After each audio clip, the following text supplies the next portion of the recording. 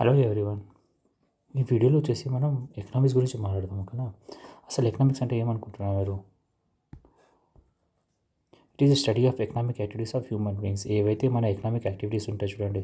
Economic activities అంటే money involve అవ్వడం. Okay, money involve అవ్వడం, దాన్నే ఎకనామిక్ యాక్టివిటీస్ అంటాం మనం. ఓకే, అవి కూడా హ్యూమన్ రిలేటెడ్వి ఉండాలి.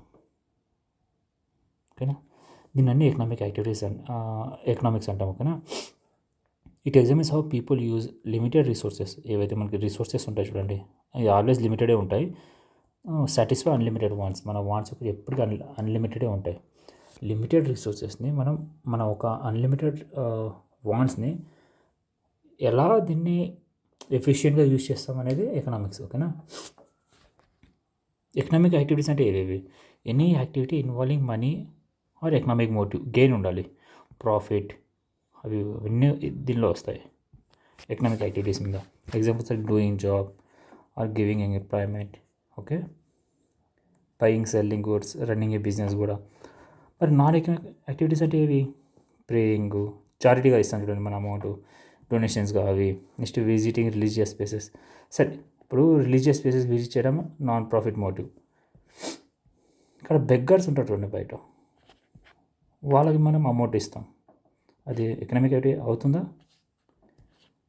అవ్వదు. ఎందుకంటే మనం వీళ్ళకి ఇచ్చే అమౌంట్ ఆపోజిట్ మనం ఏం అంటే ప్రాఫిట్ మోటివ్ ఇవ్వట్లే కదా అక్కడ మనకి ఆపోజిట్లో ఏం రావట్లేదు దానికి. ఓకే, ఇస్తున్నాం, అయిపోయింది.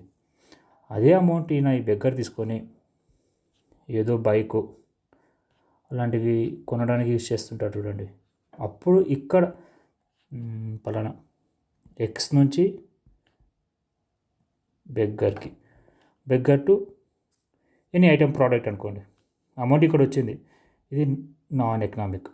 ఓకే, బెగ్గర్ నుంచి ప్రోడక్ట్కి ఎకనామిక్ యాక్టివిటీ అవుతుంది. ఎందుకంటే ఈయన మోటివ్ ఆలోచిస్తున్నాడు కదా, ఆయనకి బైక్ వస్తుంది, ఆయనకు బిజినెస్ జరుగుతుంది. Okay, economic activity, non economic activity clear అయిపోయిందా? ఓకే, నెక్స్ట్ దీని యొక్క టెక్నికల్ డెఫినేషన్స్ ఏమంటే, economics is the study of how society use. మన ఒక సొసైటీ ఎలా యూజ్ చేస్తుంది స్కేర్స్ రిసోర్సెస్ని to produce valuable commodities. Okay, కమోడిటీస్ని మనం ప్రొడ్యూస్ చేస్తాం ఆ రిసోర్సెస్తో and distribute among the people. Okay, మరి ప్రొడ్యూస్ చేసిన అయిపోయిందంటే కాదు, అది వచ్చేసి మరి మనకి డిస్ట్రిబ్యూట్ కూడా కావాలి. Okay, economic studies how individuals, firms and governments make choices that determine resources. ఇది అంటే ఇప్పుడు మన గవర్నమెంట్ ఉంది, ఎడ్యుకేషన్ సెక్టర్ ఉంది, నెక్స్ట్ డిఫెన్స్ ఉంది. ఎక్కడ మనం ఖర్చు చేయాలంటే వాళ్ళప్పుడు మనకి బడ్జెట్ లిమిటెడ్ ఉంటుంది కదా ఎప్పటికి మనతో. ఎక్కడ ఏమి ఖర్చు చేయాలనేది కూడా ఇప్పుడు చూడండి, మనకి లిటరసీ చాలా లోలో ఉంది. నెక్స్ట్ వార్ సైడ్లో ఉన్నాం, మ్యాక్సిమం ఇప్పుడు మనం వార్ సైడ్లో ఉన్నాం అన్నప్పుడు డిఫెన్స్ పైన ఎక్కువ ఖర్చు చేస్తాం. లిటరసీ మరి తర్వాత మనం ఎప్పుడైతే మన వార్ క్లియర్ అయిపోతుందో డిఫెన్స్ సెక్టర్ అంతా హెవీలీ ఎక్కువ అవుతుందో ఆ తర్వాత మనం ఎడ్యుకేషన్ పైన క్లియర్ చేసుకోవచ్చు. ఓకేనా, అమౌంట్. ఓకే, ఇలా దాన్ని మనం చాయిసెస్ చేసుకోవడం. అంటే ఇప్పుడు మనం ఉన్న రిసోర్సెస్ని మన ఒక చాయిస్ ఎలా ఉండాలంటే మ్యాక్సిమం యూటిలైజేషన్ ఉండాలి. Okay, next branches of economy. Up to 1900s వరకు మనము నో బ్రాంచెస్ ఆఫ్ ఎకనామీ. ఎప్పుడైతే 1929లో గ్రేట్ డిప్రెషన్ వచ్చిందో, ఎక్కడ వచ్చింది ఇది? అమెరికన్ ప్లస్ యూరోపియన్ కంట్రీస్లో. ఎందుకు వచ్చిందంటే క్యాపిటలిస్టిక్ ఎకనామిక్స్ ఉన్నాయి చూడండి, అక్కడ ఎలా అయిపోయిందంటే మొత్తం ఇన్ఈక్వాలిటీ పెరిగిపోయింది అన్నమాట. ఓన్లీ ఫ్యూ పీపుల్ దగ్గర అమౌంట్, నెక్స్ట్ మ్యాక్సిమం పూర్లోనే ఉండిపోయినారు. దీనివల్ల ఏమైందంటే అసలు కోలుకోలేకపోయినారు వీళ్ళు. ఓకే, ఈయన ఉన్నాడు చూడండి కెయిన్స్, ఈయన ఏం చెప్పినారంటే అప్పట్లో సోషలిస్ట్ ఎకనామీ కూడా ఉండేది. ఓకే, దీనిలో ఉన్న కొన్ని ఎలిమెంట్స్ లైక్ స్టేట్ కంట్రోల్ని ఇంక్లూడ్ చేయండి అని చెప్పినాడు దీనిలో క్యాపిటలిస్టిక్లో. ఈ స్టేట్ కంట్రోల్ ఏమేమి వస్తాయి మనకి? ఇన్ఫ్లేషన్, గ్రోత్, అన్ఎంప్లాయ్మెంట్, ఇవన్నీ వస్తాయి కదా. ఓకే, దీన్నే మనం మ్యాక్రో ఎకనామీ అంటాం.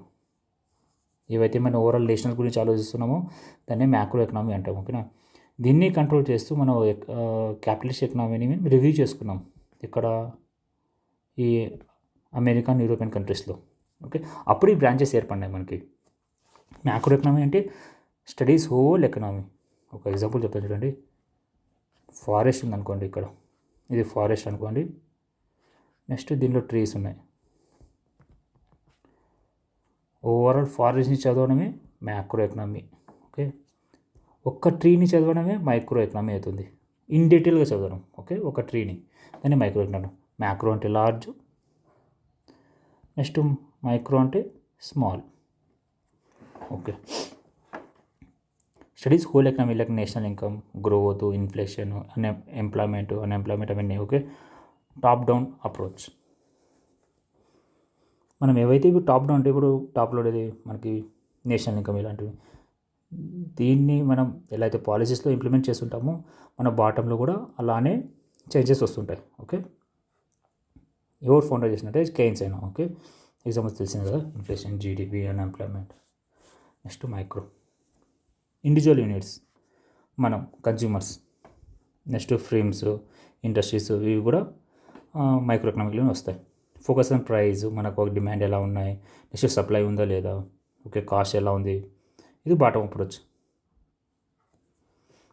కన్జ్యూమర్ చాయిసెస్ ఎలా ఉన్నాయి ఇక్కడ మైక్రో ఎకనామిక్స్లో, ఈ చాయిసెస్తోనే మన మ్యాక్రో ఎకనామిక్ కూడా డిపెండ్ అయి ఉంటుంది. నేను మీకు దీని కనెక్షన్ చెప్తాను చూడండి. ఇప్పుడు relation between micro and macro, ఇవి ఇంటర్ డిపెండెంట్. ఎందుకంటే ఇప్పుడు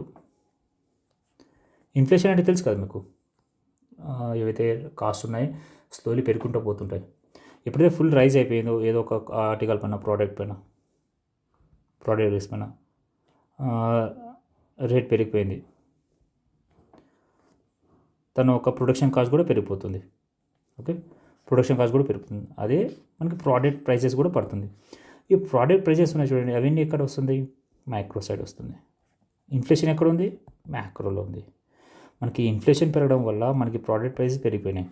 ఇప్పుడు మన ఒక కన్జంప్షన్ తగ్గిపోతాయి, మనకు ఉండే శాలరీస్ తక్కువ ఉంటాయి, సేమ్ ఉంటుంది. కానీ ప్రోడక్ట్ ప్రైస్ పెరిగినప్పుడు మన కన్సంప్షన్ తగ్గిపోతుంది, ఇంకా ఓవరాల్ ఎకనామీ కూడా కొలాప్స్ అయ్యే ఛాన్సెస్ ఉంటాయి.